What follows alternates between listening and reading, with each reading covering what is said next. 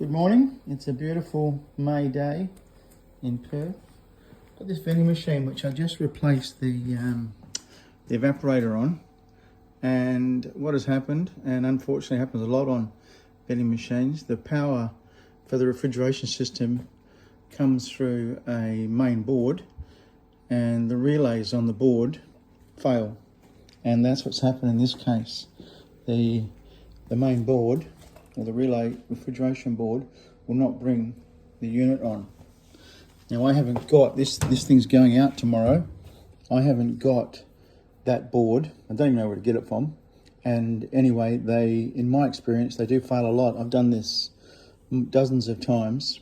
So what I'm going to do is, I'm going to put in its own controller at the back here. I'm going to put this up in here.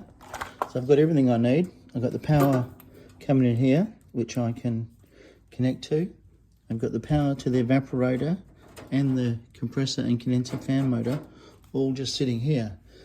So I've given it its own circuit breaker, and it's got a 25 amp relay to protect the controller.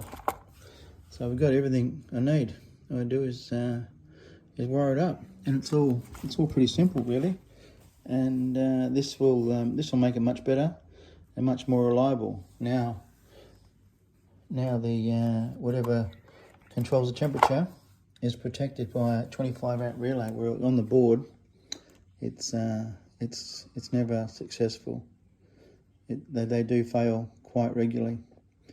All right, let me wire this up and see what happens. Just got this cord out so I can get to the back of the machine. You gotta love manufacturers, don't you? Put a knot in the cord so the cord can't pull through, because the cable gland is not very good. So they put a knot in it. Bloody hell! Freaking hate this. All right, it's wired up. So I put a new cord through there. Cable gland. The original cable I brought back here and connected into here. I know it looks like a jumbled mess, but it will look much better when it's all pushed in and cleaned up. So the power comes in the yellow one, and then the power goes into the black one to feed the machine. And then I've taken the power out of the main feed into the circuit breaker, out of the circuit breaker into the power for the unit here. And then we've got, let me get rid of this, and see here we've got power, the power for the compressor is the red one, and that just comes out of the 25 amp relay. Anyway, it's all pretty easy. So now I put a little bracket on the front so that I can put it up here and make it neat and see if it works. Last thing I had to do was just put the sensor in. There's the new sensor. Just come through that hole, but actually it's a bit hard to see down there.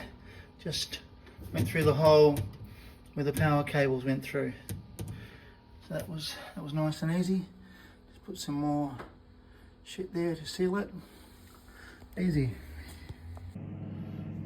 Just switched it on. Controller's powered up. There's a 3-minute delay. So the machine, and I can hear the fan motors going. There's 2 in there. Only draws 0.4 of an amp. So it's bugger all. So now have a look how easy this is. If I've got to work on it, everything is easy, and I've left a lot of room so all this can pull right out here and work on it. 2 5/16 screws, the whole thing comes off. Schrader valves here, we want to check the pressure. Access is easy. I reckon always try and think you're the next person that's going to be working on this thing, so you need to make it as easy as it can for next time. And now it's simple and convenient. And this thing's going to start up in a minute.